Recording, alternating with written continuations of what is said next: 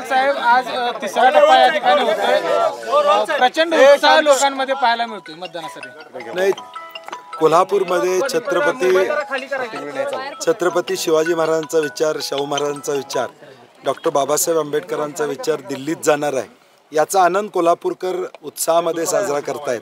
आणि आज चंदगडपासून सकाळपासून मी आढावा घेतोय, प्रचंड उत्साहानं अगदी 400-400, 500-500चे ग्रुप एकत्रित करे आदरणीय महाराजांच्याबद्दल आपुलकी प्रेम दाखवून आज मतदान करताना आपल्याला दिसतात. आणि आम्हाला विश्वास आहे की प्रचंड मताधिक्यानं कोल्हापूरकर जनतेचे उमेदवार या नात्यानं आदरणीय महाराजांना मतदान करतील. तर दरवेळीच मतदानाची टक्केवारी कोल्हापूरकरांची जास्त असते, 70% जास्त आहे. आता काय या ठिकाणी विश्वास नाही, सगळीकडे मतदान 12 वाजेपर्यंत आपल्याला आकडेवारी लक्षात येईल की प्रचंड मतदान त्या ठिकाणी आहे. सकाळपासून फोन येत आहेत, सगळीकडे येत आहेत. प्रशासनही चांगल्या पद्धतीनं नियोजन प्रशासनानं केलेलं आहे. कुठेही अडचण आत्ता सकाळपर्यंत तरी कुठेही अडचण आलेली नाही. अगदी हातकणंगल्यात सुद्धा वातावरण चांगलं आहे. सकाळपासून हातकणंगल्यात देखील सत्यजित पाटलांसाठी उत्साहानं मतदान, अगदी वाड्या वस्त्यावरनं देखील मतदान चांगल्या पद्धतीने येते. हा सकाळपर्यंतचा रिपोर्ट तरी आमच्याकडे आहे. काय वारं दिसतंय या ठिकाणी? नाही, 100%. काल अनेक सर्वे पुढं आले, अनेक गोष्टी पुढं आपल्याला टी व्हीच्या माध्यमातून आल्या, जनतेच्या माध्यमातून त्या ठिकाणी आल्या. या टप्प्यात देखील महाविकास आघाडीला पश्चिम महाराष्ट्रातल्या ज्या जागा आहेत त्यामध्ये महाविकास आघाडीची सरशी होणार, हे आपल्या माध्यमातून देखील आपण दाखवलेलं आहे. आपलेही सर्वे पुढं आलेले आहेत आणि म्हणून जनतेचा मॅन्डेट हा महाविकास आघाडीच्या बाजूनं हे या टप्प्यातल्या मतदानावर सिद्ध होईल. काय नेमका या ठिकाणी आता खरं तर विश्वास वाटतोय तिकडं? नाही, मी म्हणलं तसं प्रचंड प्रतिसाद आहे, लोकांचा उत्साह आहे. माझी लोकांना कळकळीची विनंती आहे, लोकशाही टिकवायसाठी मतदानाला जास्तीत जास्त प्रमाणात बाहेर पाडा. छत्रपती शिवाजी महाराजांचा विचार दिल्लीत पोहोचवण्यासाठी ताकदीनं बाहेर पाडा, अशी माझी विनंती आहे. 38 जागा या ठिकाणी म्हटले होते. नाही, वातावरण अंडर करंट एवढा प्रचंड आहे की कदाचित मिरॅकल देखील या महाराष्ट्रामध्ये घडेल. अनेकांनी 25, 26, 28 जागा महाविकास आघाडीला दाखवलेल्या आहेत. परंतु आज जे रिपोर्ट येत आहेत, पहिल्या टप्प्यातले, दुसऱ्या टप्प्यातले आणि तिसऱ्या टप्प्यातला देखील उत्साह बघितल्यानंतर कदाचित महाराष्ट्र हा मिरॅकल घडवेल आणि महाराष्ट्राचा स्वाभिमान दिल्लीत जपण्याचं काम महाविकास आघाडी करेल, हा विश्वास आहे.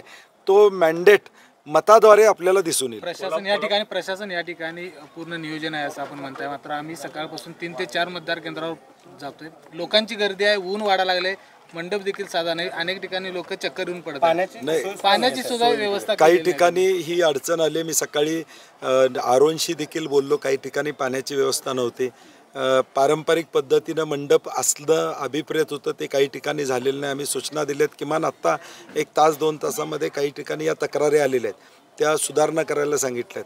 काही ठिकाणी व्हीव्हीपॅट डाव्या बाजूऐवजी उजव्या बाजूला ठेवलेल्या ह्या मायनर गोष्टी झालेल्या आहेत, परंतु त्या ताबडतोब सुधारणा देखील त्यामध्ये करायच्या सूचना आम्ही प्रशासनाला दिलेल्या आहेत. साहेब, पंतप्रधान, मुख्यमंत्री, देशाचे गृहमंत्री, राज्याचे गृहमंत्री हे सगळे कोल्हापुरात आले होते आणि तुम्ही एका बाजूला होता, महाविकास आघाडी एका बाजूला. नाही, काय ही लढाई मी पहिल्यापासून म्हणतोय, कोल्हापूरची जनता विरुद्ध महायुती आहे.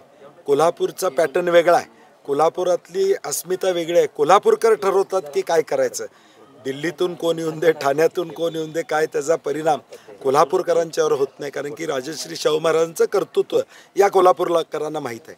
त्यामुळे बाहेरनं येऊन कोण सांगून कोल्हापूरकर आपली दिशा बदलतील असं कधीही झालेलं नाही. विचार हा महत्वाचा आहे, तो विचार दिल्लीत पाठवायचा निर्णय लोकांचा झालेला आहे. मी येऊन करेक्ट कार्यक्रम करून जातो, आता नेमका कार्यक्रम नाही, आता जनता त्यांचा करेक्ट कार्यक्रम करेल.